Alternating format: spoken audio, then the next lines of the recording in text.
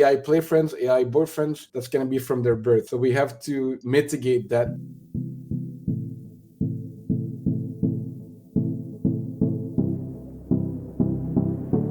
Hello. Welcome to our LinkedIn Live. I'm here with Christian Dominique, the co-founder of Awe Digital Wellness. Find real connections in a digital world. Thank you so much for coming. Hi, Laura. Thanks for the invitation. Hi, everyone that's joining live. Yes, I'm trying to bring awareness to the biggest problem of these times, which is technology, which is also a great thing. So we're not anti-technology, but we just want to bring awareness that your phone use, that your TV use, that all the devices that allow us to have this nice chat also can be problematic, and it's better to prevent it than to have to cure people with severe addiction, loneliness, suicidal thoughts. We've been dealing with some of those people, and we want to help the ones that need help, and also prevent people from getting mental health problems, relationship problems, school or work problems, and that's what we're here to do together. Amazing. I think that it's undeniable that digital addiction is a sweeping issue, and even more now with AI and this feeling of realness online. But where do we even start here? I think let's start with attention span. And this thing is affecting everyone. We now officially have less than the attention span of a goldfish. Congratulations to the human race. Play stupid games, win stupid prizes, as they say. So how does Awe Digital Wellness, or how do you believe that we can combat this attention span problem? Well, attention is, as I say, the key to life. We used to say, time is the most precious resource. It's more important than money. But then we realized people have time, but they're not using the time with the right attention. So attention is the most precious resource. And, some companies have found that out. So they're, trying to take our attention to get, whatever rewards that they want. But what we want is to give your attention back to you by being more aware of what attention you're doing and what you're getting from it. So it's not only the amount of time that you're spending on your device, but it's also, are you getting a meaningful experience in it? We're not anti-device. There's great things that are happening with those technology, just to be more aware of what it is. So how to regain attention? There's a few things, I saw a post lately that I reposted on how the brain is affected by sunsets. Actually, this morning I saw a beautiful sunrise. It was raining for a few days, but today was a beautiful sunrise. And those things can help your attention. So, having plants in your office, going for a nature walk. Nature has shown there is this theory called restoration attention theory. Many papers written on that explain how you can regain attention slowly by having more exposure to nature. And one of the latest study by a research team in China looked at restoration attention by social means. So people were going to a social festival, an event, and they saw that their attention was regained when they had good social connection and social bonds. Amazing. So I guess I can't say enough about nature. Nature is proven to reduce anxiety, reduce depression, reduce your heart rate, make you feel more connected to society and yourself. So I guess I'm not surprised that it is also helpful in attention. And there really is nothing like a good sunrise or sunset. Looking forward to many more of those as the summer continues. What do you think about the relationships and how our relationships are being affected by our addiction to screens? So, there is some specific individual issues. We know that using phones, internet is, even if it's not a problematic use, so if it's a regular use, it's still affecting your level of anxiety and depression. So regular use affects your level of anxiety and depression. So that's on your own. And when it comes to relationship, that's even worse, because it's really, helping people to feel at home, just watching their phone, not being able to connect with their partner or with their friends at a dinner table. So there is this actually interesting stories I heard yesterday from my friend. So a dad goes to pick up his kid at school. And so real story, they pick up the kid, young kids, and the friends go in the back of the car. And they don't talk. They're on their phone. And one of the kids, the dad's kid, texts him, "Dad, awkward." So they're in the car, and he says, "Well, talk to your friend. He's right there." Right. So it's really affecting adults and kids. I personally met someone at the university that was telling me, "Hey, you're asking me for your phone number. That's so weird. I met this girl the other day that did not know how to ask. We're losing this connection, this real talking. We're glued. We think that swiping and liking is connection, but that's like fake connection. connection. We're looking for those connections. And that's what relationship is about, real connection, really able to have a longer discussion, to share your emotions, to share your thoughts. Cannot do that in a 90-second video. Not really impossible. It's true. I think that even the way families are, it's, you live in the house together, but how much time do you actually spend conversing with one another in a fully attentive way that isn't like, okay, everyone put their phone down, or my phone happens to be dead, now I'm going to talk to you, right? But like often my son will be like, Mom, can you like not use your phone for a little while so we can connect? So like he's very aware of like my attention being divided when I have my phone out and I'm everywhere but there. There's a really good saying. It's called "You are where your attention is," and so that applies to business. If you're attending to a certain aspect of your business, then you can expect that to grow, right? But if you are really diluting your attention to things that you won't retain, that aren't highly valuable or are highly superficial interactions, form of liking or commenting someone's post, then you're really degrading your relationships. Agreed. So there is this study that says that couples that have phone-free time and rules are 56% more happier, more connected, right? So it's not only about not using it, it's about knowing what and why and having rules about it, right? So what we're trying to do in AWE is actually giving the tools to people so that they can have those discussions and that they can make it fun as well. Say, hey, let's do less of this and more of this. Let's watch more sunset, which produce awe moments. Let's make sure that we're not sitting on the couch and both looking at this and not connecting physically and physically as well. People have used the device to not speak and look at each other's eyes, but also not to touch each other. We've had like this whole social distancing experiment a few years ago, and mental health went pretty bad. So we need oxytocin, we need touch, we need connection, physical and emotional and mental. And those devices can do kind of a simile thing. And sometimes there's good content, right? So we have to not throw the technology away, but be more mindful about that. And when you talked about your attention, this is presence, right? So are you in the present moment? Are you mindful of what you're doing and why? And if not, then you're distracted or disconnected. That's true. Back to what you were saying around the pandemic, do you think that we're ever going to feel like connected again? Because like there was so much disruption in like children, especially the ones that were like, honestly, any age was bad for its own reasons, like super young, middle school, high school, first 2 years of university, like that was all really, really bad for development. So what do you recommend that, parents can do to help get their kids back on track? Or what do you recommend that young adults do to start to understand how they can disconnect from the screens? Because maybe they've never had a period of their life where they weren't kind of hooked on an iPad or a cell phone. So how do you start broaching that subject? Well, actually, a friend of mine requested through WhatsApp this week to send him a voicemail so that I could share with his nieces and nephew, because he was saying that he's seeing the addiction in those kids. One is 5, one is 12. He said, Chris, I know what you're doing. I see what you're doing, and I see it in real life. Can you please give me a message so I can say that to them and explain the science in a kid's way, right? So I was explaining how your brain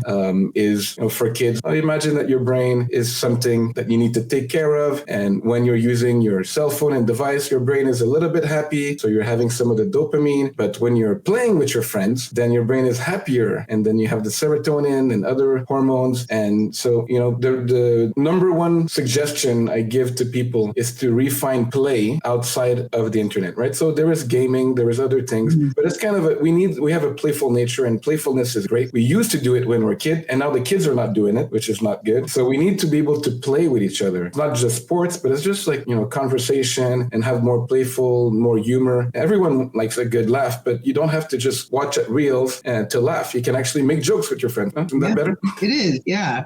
I love jokes. And it's so true. Like how often are people just sitting around at a park, just laughing and hanging out with each other and joking around? It's always like, teenagers hunched over their screens in a group or something. There's statistics in the US that in the last 10 years, there's 50% less picnics. So don't you like a picnic? picnic, it isn't nice. Summer's coming, but people don't do that anymore. So, those are the things that social and nature at the same time we're not doing. I love how you have such a specific stat for that. That's so good.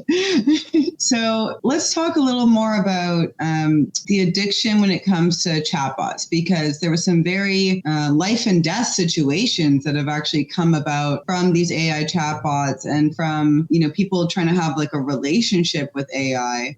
And of course, there's some crazy stats that Prof G, also known as Scott Galloway, he's very passionate about the topic of young men and how less than 30% or something of men under 30 are in a relationship. And that's not the same for women. Of course, women like over 60% are in a relationship. They're dating older men.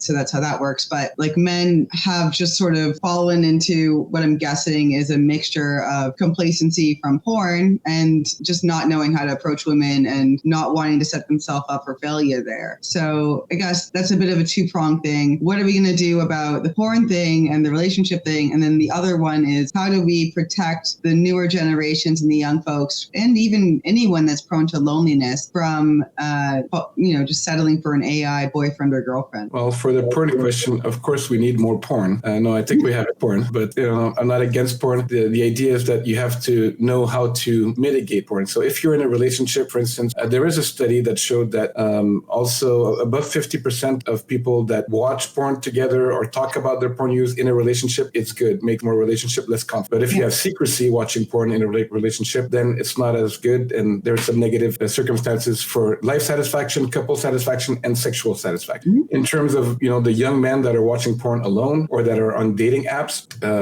it is more discouraging for men to be on dating apps because a few other statistics, of course, everyone knows that women swipe right more. Yeah. And the idea is that, women have biologically been the selective sex and men have to prove themselves and show. And what happens online is that they lie about themselves. So there was a study that more than 70% of people said something untruth or posted a picture that was not representative on their profile, 70%. So people are lying, trying to get, and then the expectations are going very high. When you meet those person, they're not real, they're not saying that. So it becomes a kind of, it seems very attractive, but you realize again, it's fake connection. People are not saying hi in a coffee shop anymore or saying hi in the metro. Hey, what book are you reading? Things like that. It's like, no, I'm going to find the mate of my life because there's so many, right? So it sets the expectation wrong. And then those men feel like, I'm nothing. I have no self-worth. And another study made by Canadian University looked at that there's many women on those apps that don't even go meet. They just want to see if they're hot. So they put those things. So guys are like, why is no one responding? 50% of women are not even responding to anyone, right? So that's why the men feel this disconnect. 50% of the women don't respond to anyone? Yeah, they just have a profile and they people like me, but maybe. And so the expectation is that you'll meet mate and that, okay, you might meet someone that's available, doesn't have a boyfriend, because last time you asked a girl out, she said, oh, I had a boyfriend. And was she lying or she gave me a fake phone number and all those things, right? So they're thinking it, but it's easier online because I'm going to find the person that's available, that doesn't have a boyfriend, that might be horny and available tonight. So those expectations are coming and then they're not getting the response. There's, I think, maximum limit on some apps of 100, but some people spend an hour swiping 200 times and the super user 400 times. So you're swiping, looking at, filling your brains with dopamine, expectation. I'm going to get one of those women. That's not the way it works. We don't have patience anymore. We don't have purpose, meaningful connection, conversation, right? So true. And it's back to what you said about like someone being shocked by asking for their phone number. It's like people try to go in for like, what's your Instagram handle? Usually, or whatever. And it's almost like, I want to be an observer of you. I want to watch you from afar, but I don't really want to engage with you. That's sort of what that's like. I want to be a voyeur, but I don't want to participate. It's odd. Exactly. There is odd shift. It's an odd shift. What do you think this is costing us as professionals and as a society, right? Like, what would you say the average screen time is for apps that are not providing professional value? Let's say just scrolling TikTok and that kind of thing. Well, there was, a study that said that university students were up to 9 hours on their smartphones. Professionals probably less because they're on the computer, but still still about 4 hours for professionals. So that's a lot, 8 hours at work, 4 hours on the phone, and then, eating and then sleeping, right? So people there's another statistic, I think it's close to 80% that the first thing that they do in the morning is look at their phone, right? Okay, sometimes it's the alarm, but sometimes it's the meeting. And so I don't sleep next to my phone or only specific thing. And normally the first thing I can do in the morning is read, actually. I try to read half an hour every morning, a much healthier routine and taking the time to digest information and not being bombarded by messages, by content, right? This is affecting us greatly. Yeah, I think most successful people swear by the morning routine, and except for certain people that just get up and go straight to work on their computer, I think certain people do that, like the tech bros will do that. But most of them will say there's a secret sauce, the 5 a.m. club, there's the savers, etc. But some combination of exercise, meditation, reading, and then a walk in nature is really your best bet for your morning routine. None of those things fall about. Exactly.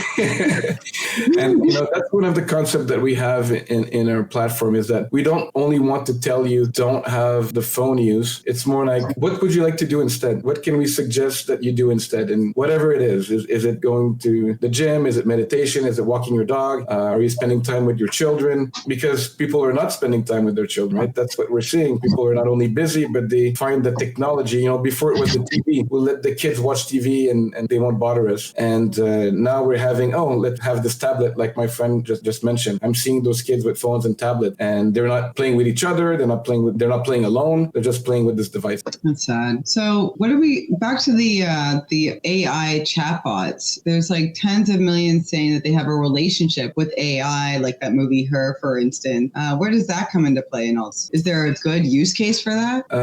There is romantic relationship with chatbots. Sometimes it's by mistake, because some people are talking to their AI, some people are writing, and they're creating some. People need attention, and they're giving attention to technology, and technology is giving attention back. And now it seems like it's interactive. So something's interesting coming back, right? So I'm not just watching something; it's interacting back. It calls me by my name. It knows my preferences. So it's useful, but it is also potentially problematic. There's millions of users of AI girlfriends and girlfriends already. And, I was in a conference last year in Berlin talking about, those studies about how is that relating to sex as well, right? So are we losing our sexuality in a romantic engagement because it's easier to have a chatbot girlfriend, boyfriend that, doesn't scream at you, is never angry, knows what you want, and is complacent? I don't think that people should scream at each other or be angry. I think we should, create more connection and compassion. But we're also human, so we have to have more patience and build this connection, congruent connection, not be disconnected, not be in the avoidance and anxious phases of attachment.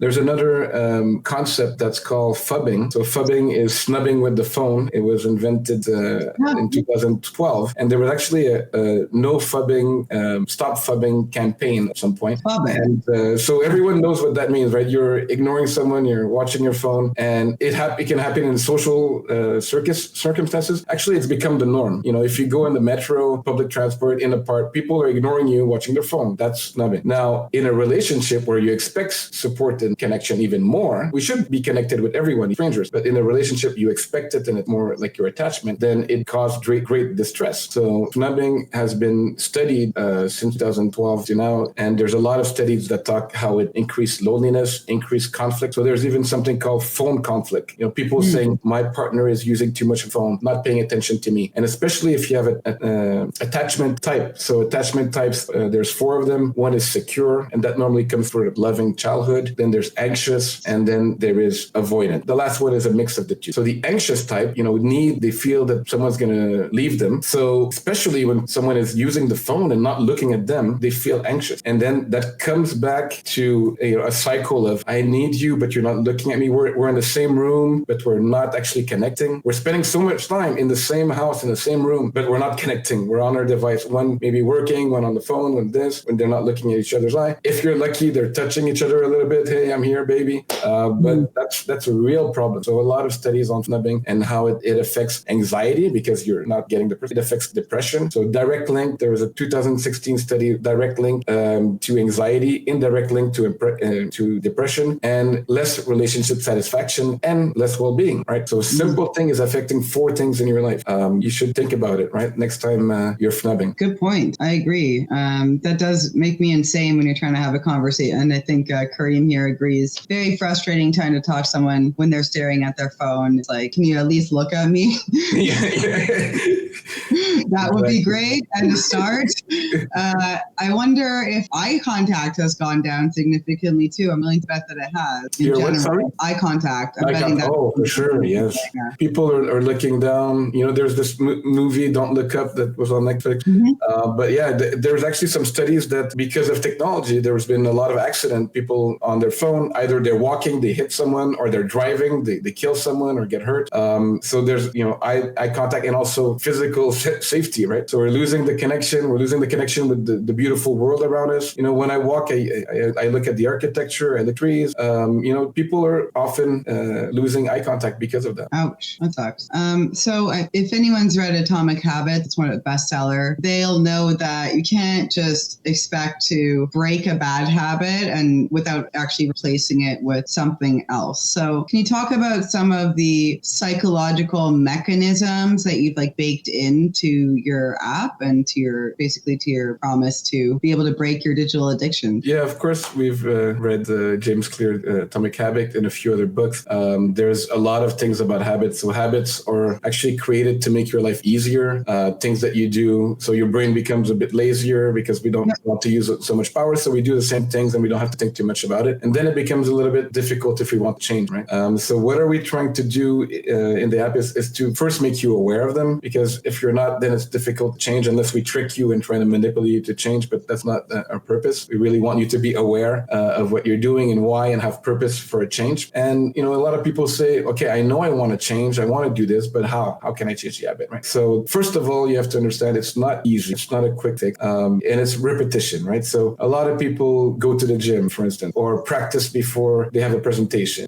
So we know that we need to practice our muscle for sports or cognition for something else, but people don't talk about the mental gym for mental. So people really need to think about this as a process that's going to take time. And then every day they commit to it, right? So first day, it's difficult. Second day, it's difficult. It can be months that's difficult, but our app is going to try to help you knowing where you're failing, have support also with your family and friends. So you can connect with your family and friends. You can connect with us. We'll have an AI integrated that is not your girlfriend or boyfriend, I promise you. But that might just help you to look at your patterns. And you can do also, we have some psychological assessment, right? So you do some fun tests about how you feel. Are you anxious or you're not? Your patterns. And then we're going to use your data for good. That's to help you. Okay. So first you track what you're doing, awareness, and then look at, okay, do you want this, right? Is this how you want to spend your time? And then I guess you just sort of go piece by something that I've done off and on for years and have gone back to is just deleting certain apps, for myself, and I'm sure for you as founders, we need to, yes, have a digital presence because that's our livelihood and you can't be a ghost online. But I found that when I do have, for instance, Instagram, I haven't touched TikTok because I know how addictive that is. But, these algorithms are very, very powerful. You have some of the best minds in the world doing nothing but figuring out how to keep you on that app. And I think we've all had that 20-minute lapse of time where we're like, what just happened? What did I watch? And I did not time budget for this 20 minutes of wasted scrolling, right? So I'll just delete the app. If I have to post, I'll reinstall it, post, and then delete it again.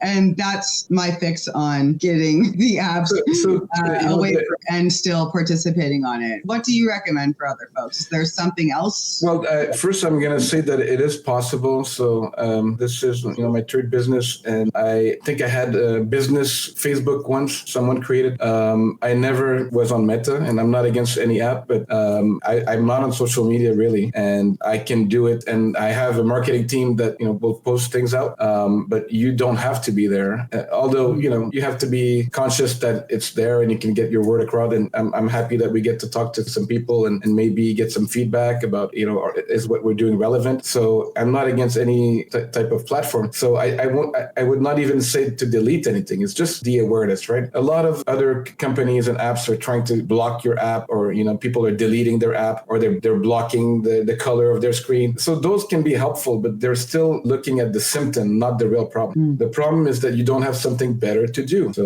when you have something better to do, that won't even matter something is, it's install or not, it doesn't matter, because I have some other purpose. That's what we're going to try to help you with our community. That's so important, because what happens over time is, like, you have these big lofty goals. Let's say you want to write a book or launch the business or whatever it is. And something like that takes time, a lot of it. And what we do is we sacrifice our near-term goals for our short-term goals. And we never get to our near-term for long-term. And we never get to those long-term goals because we're just so, we're like a hamster in a wheel, right? We're not like actually thinking about, if it's taking me 6 months, how do I reverse engineer that goal to do it a little bit every day? And it's a little bit every day. And it's just, I think the mind shift that can be done slowly, of course, it doesn't come right away. We're looking for direct attention, right? So again, a book can take hours or days or months for some to read, and a video takes whatever time it takes, right? So, but the reward of a book is maybe better, but do you have the time and the energy to read? And it's more active and you want to be passive, and okay. So, but the same thing with work, same thing with writing a book. I wrote a few books, it takes time, but one word at a time, right? And the beautiful thing is, like, you don't have to,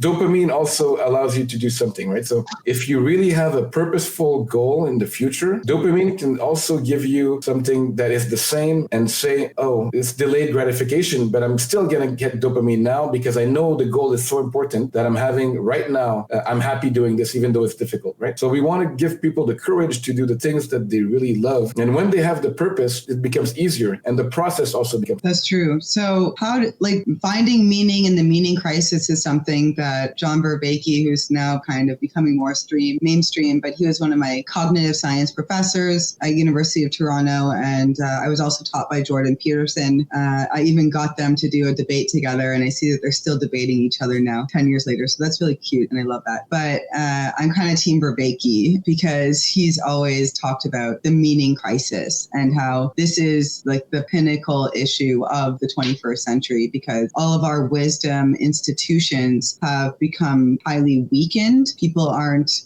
so sure about what they're going to do when they grow up, or it was a given that you'd be a bricklayer or a chef or a knight or whatever it was. And now you could be anything and can believe anything. But all that kind of means that you start with nothing and you have to really create that. So what is your advice for people that are still trying to find their purpose? It's very simple. Purpose is right here. You can find awe in anything. Just look, be present, and you don't need to have like a super lofty goal. It might come at you in one time. Okay, this I want to do, and I'm going to spend X amount of days or years to get to that goal. That's great. But every day, that's the meaning is right here, right? And I would say that the most difficult part is that we ask other people to give us meaning, or we ask our biology to give us meaning, and they're probably all wrong. You need to really increase your awareness and have those types of slower moments to figure out, hey, meaning is right here. And, I also enjoy Peterson, but I think in some aspects, he's great in understanding human beings. And in some aspects, I also see some things like I could debate with him with. But the point is, we're all having like this ability to communicate and to conversate and to make, I think we have this ability now. We're having, short content form, but like some of the podcasts, like Diary of a CEO and Huberman, or, doing 2-3 hours podcasts, people are taking time to have longer and longer conversation. And I think that kind of gives the chance to some of us to not be trapped in that attention. You have like people here on this live connecting, interacting for real, right? Not just watching this video after, connecting. So, thank you everyone that's on this live and want to participate in these real connections. That's what we're aiming for. That's meaning. You take the time of the day to talk to someone. Might it be online or in the streets, or your coworker, or calling your parents that you haven't, and I should call my dad, but I haven't in I don't know how many weeks. Yeah, I call him. Small things like that. And that's meaning. And, in our company, for instance, our employees, they have, it's always family first. Hey, we're also sometimes working weekends, right? So, hey, I have spent time with my kid. Please don't bother this person. It's his day with this kid. kids, family first, right? So that's meaning. It's not just an objective, a financial objective, a status objective. It's meaning in every day and the people around you. It's true.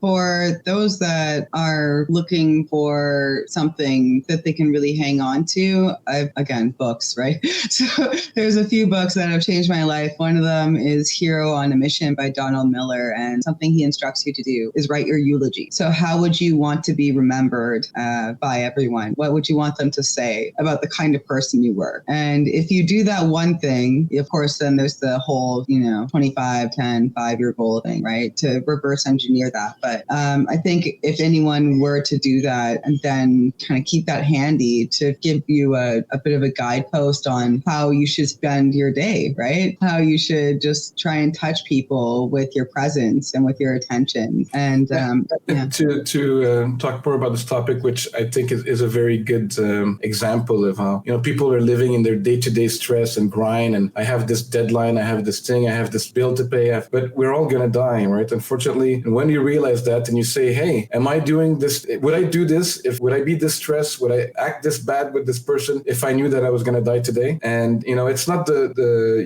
YOLO or MOFO. It's just accepting that our presence is really what's important. And when you have real connections with people, it makes a difference now and in the future, right? So since I was very young, I always thought like, okay, what would I do if I was 80 years old? And what would I want to maybe not be remembered to? I don't think I'm that memorable, but it's more about like, what would I feel about what I've done or people that I've touched? And that's more important than the small stress and anxiety and depression and reliving the past and blaming and shaming that we often do, right? Yeah. I mean, they say anything that's, depression is the past and anxiety is future, right? So exactly. A good way to skirt both of those is to stay present. And yeah, the stress, stress is actually useful for something. If you need to run, you need to be a little bit stressed. So it's always like between too stressed or not enough stress. So stress is a word that's sometimes misused. There's even something called eustress, which is positive stress. So you want to be a bit stressed, like a bit motivated to go somewhere. And if you can manage your emotions around that stress, you can channel the same type of physiological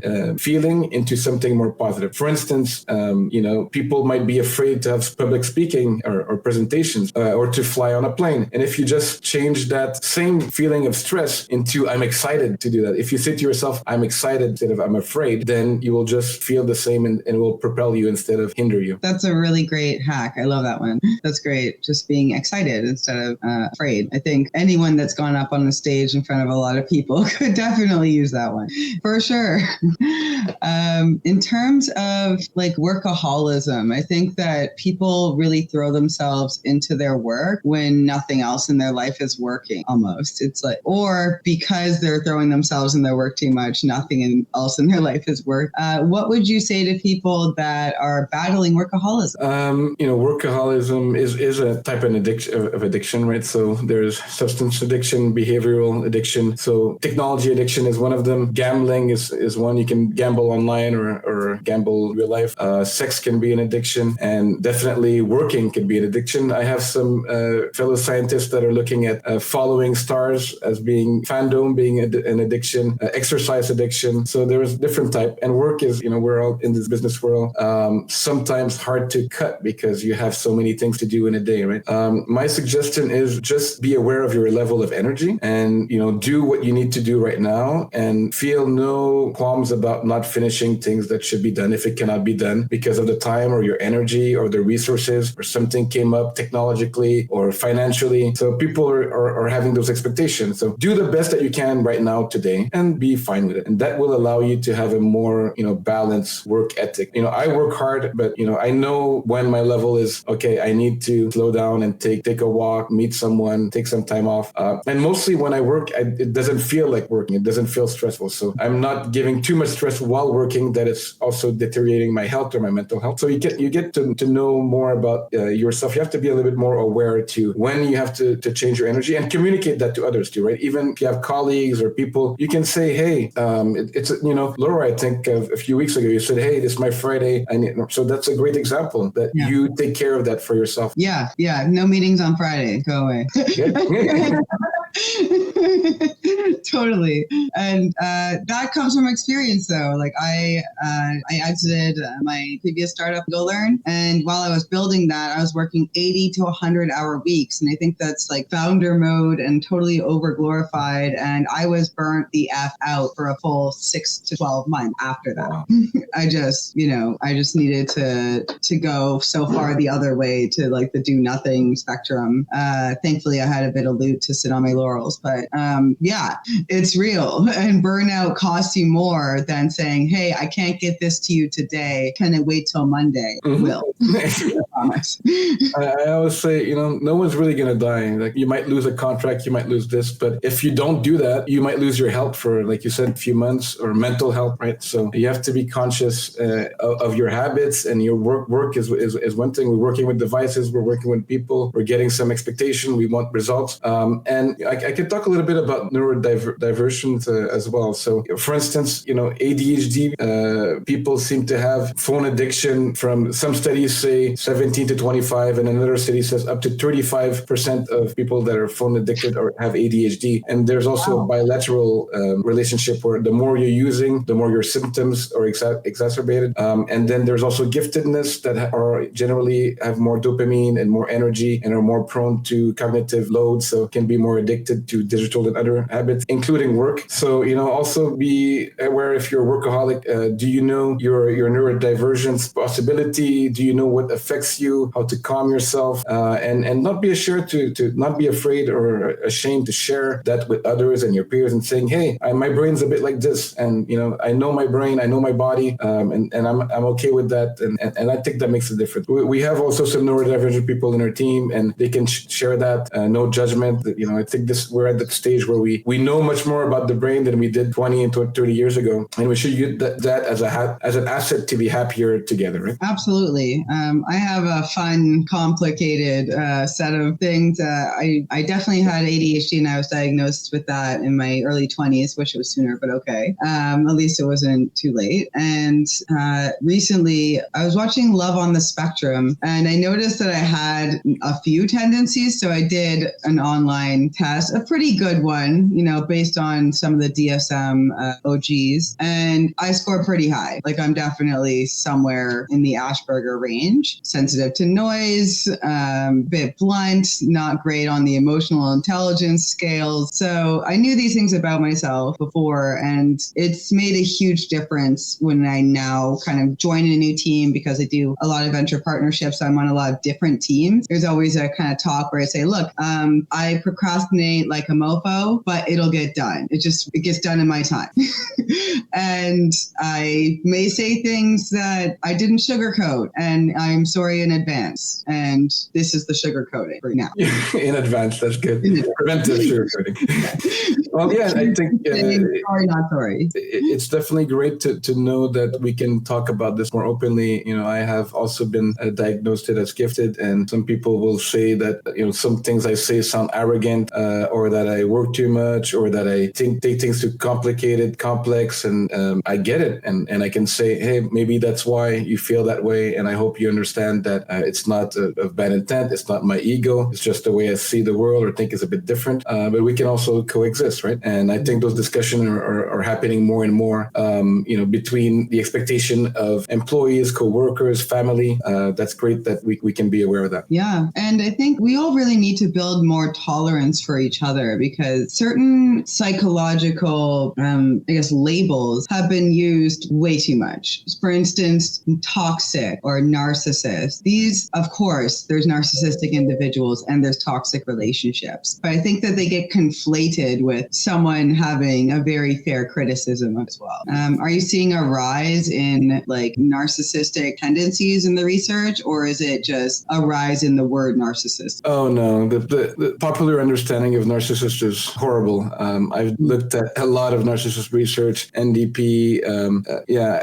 I would say that I would just say that people think that if you're acting egoistically, you will maybe have a label of this. Or I agree, toxic is not a good label. There is a difference between a narcissistic, psychopath, different types of tendency, and some people don't actually have the same level of emotional empathy or compassion, and that can translate to, feeling that this person is labeled a jerk or this or that. The research is that they actually, I was in a conference 2 weeks ago about narcissism, actually. And it is an evolving science. We still don't know everything about it. And it has to do with emotional regulation. And there is some cues and places where the research is going that might be interesting. But for the general public, overusing those terms, narcissistic, toxic, I would just call it like, are you aware of your ego? Is this something coming from the ego or from compassion? Are you trying to connect? Are you trying to build or destroy? Connect or disconnect? And most people go through those phases often in the day or the week, and just try to be aware when you're, thinking, is it ego? Am I identifying for this? Is it a possession that I'm having, or am I present, right? Possession versus present. Interaction versus isolation. Yeah. And, fear versus love, I think, is another kind of way to really just encapsulate that in the most simple terms. And I mean, it sounds so trite, but you have to choose love.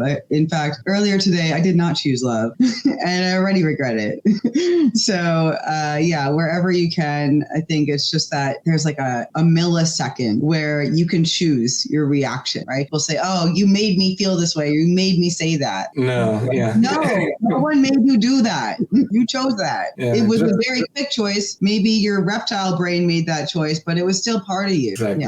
Yeah. We're not like children. Like children haven't developed that filter yet. But I mean, if you're able to stop yourself from saying hurtful things sometimes, then you're able to stop saying hurtful things all the time. It's true, but children forgive more easily and don't have as much resentment, which adults don't. And children have, I think, 12 times more smiles than adults and 15 times more laughter than adults. So we forget to smile, we forget to laugh, and we can still learn from children. Oh, that's so sad. We need to laugh way more. That's horrible. I'm a real advocate for hobbies, and I think what you're saying is like find something better. So find something that gives you find something that reconnects you to the things that you love. Your hobbies. Do you prefer to do arts and craft? Or do you like to do video games, building because that's what you love? But you're doing it with passion. You're not being enthralled by the video game that's a deck, right? So you might be creating a video game. So you're creating, not being passive. You might be actively trying to make the world better by doing some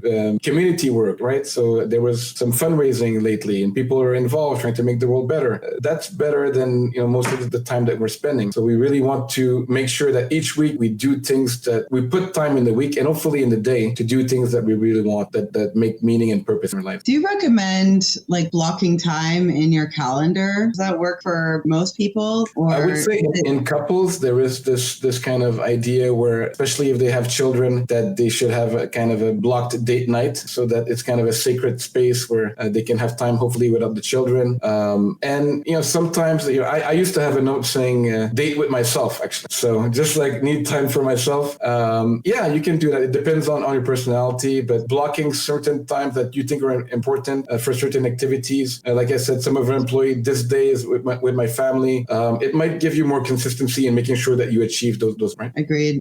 One thing I use, which is not digital, but it's called the Best Self Planner or Best Self Journal. And it's got so many awesome features. Like there's a habit tracker, there's like quarterly goals, there's like a monthly view, and then there's a section for monthly reflection where you just sort of, as the month goes on, just jot down memorable moments or like what you made progress on or what you didn't make progress on and what you should continue doing or improve doing or start doing or stop doing. And I guess all this to say is that we just need to study ourselves so deeply, like whatever amount of time you currently spend on just studying yourself and analyzing your habits, what you're doing on a weekly, daily, monthly basis, and how happy you are with your outcomes is really something that we need to be doing more. And I would say ideally you would spend an hour a day in some form of self-reflection, whether that's journaling or reading or meditation. I'd say like those are the top three. And Christian is gone, but I'm sure he'll be back. I would say in terms of people like looking for easy answers, they're just trying to find something to amuse themselves and they're not looking at a willingness of being bored either. So they won't just sit with themselves. I think that's sad. So, I'm going to say goodbye to all of you and say thank you for joining us. And I have really enjoyed the last hour and I hope you have as well. Wait, he's back. Yay. About that? Yes. I'm like, should I wrap? No, we're good. We got 5 more minutes. Let's use achieves those 5 minutes. Yeah. Nice. Yeah, I was just saying that I would say about an hour is a good amount of time to spend in self-reflection, like some form of self-reflection, journaling, meditation, reading, etc. Like that's probably an ideal amount of time per day. And I think most probably don't even spend close to that in their own head. And again, that's why, we're a habit expert. It's always like do the least friction first. So start by reading 5 minutes a day, 2 pages, right? Who cannot read 1 or 2 pages a day? Then build up, right? Meditate 3 minutes and then you can go to 15. And then maybe at one point it's too much and you want to readjust and you can change. But, like everything, our brain has a lot of neuroplasticity, even as adults, we know. And it becomes more neuroplastic when we pay attention to it. So when we pay attention, we learn. We tell our brain that we can learn. This is important. Let's learn this. And by doing those things, we can change finally with neuroplasticity. Our habits will change and improve the way that we want. And later we can change them again. But just being aware of our digital habits or regular habits and not saying that we're bad if we're not consistent. If one day you didn't do what you needed to do, that's fine. Continue and keep tracking not only the time, but the emotions and why are you struggling doing that so that you can remove the barriers. A lot of things are coming from atomic habits. There's other techniques, other things that we know how to make your habit quicker and last longer. Right. How much would you say that diet plays into our mental health? Diet is important. I do intermittent fasting. I try to eat healthy food. There is hundreds of theory of diet. I won't go into anything specific. I will just say that be aware what the food is doing to you, and also supplements. Sometimes you need supplement, or you're taking supplements, or are they helping or not? And keep experimenting. So I don't think there is anything that everyone should take this or these foods. It's more how is this food affecting you, and are you also be able to track if I eat this way or this time or how much? Of course, if you eat too late, it's difficult for the sleep. There's some things maybe you shouldn't eat also too early in the morning. But in general, the quality of the food has gotten better. And again, the problem is we're going to the gym, we're eating healthy food, but we're not making sure our mental health is healthy, the mental gym and the mental diet. So the diet for the food is the calorie intake and the quality of the food. And in social media, it's the quality of the information and the quantity as well. Are you over binging, like you overeat with food and you become fat? Well, the same thing will happen with your mind if you don't check the information that's going on. Absolutely. Doom scrolling totally had me by the neck while certain events of the last 2 years have been unfolded. So it's like a big chunk of ice cream that you can't stop eating, right? Yeah. And we're so driven by, it's like we're addicted to outrage too. It's as addicted to like cat videos, and you're like, oh yeah, this is funny. I like this, right? And it's still this like emotion that it evokes where you're just like mad. That is just as powerful. I think, if the dark side will tell you that too, but it's just as powerful. And like, that's the real poison when you keep kind of obsessing over something that you have no control of. Yeah. And the obsession is normal. The anxiety, there is this statistic that 75% of people, if I'm correct, my team will let me know if I'm wrong, of people who have 20% of battery or lower start to be anxious. Like, I'm not going to have my phone, my battery is dying. It's like, no, it's going to be fine. The message will wait, whatever, don't worry. Yeah. But much more than half. So we're creating those anxieties all the time. Technology and other things are making us anxious, and we have to, feel that we are able to regain this serenity and to have like less depression and less anxiety. Okay. But also more awe, more positive feelings, more connection, more purpose, more meaning, things that make us want to wake up and see a beautiful sunrise and talk to beautiful people, enjoy these conversations and be able to relate and be flexible and creative that we do. Yeah. Flexibility is important. Well, this has been absolutely lovely. Thanks for talking to me today, Chris. And thank you to the audience, stayed with us.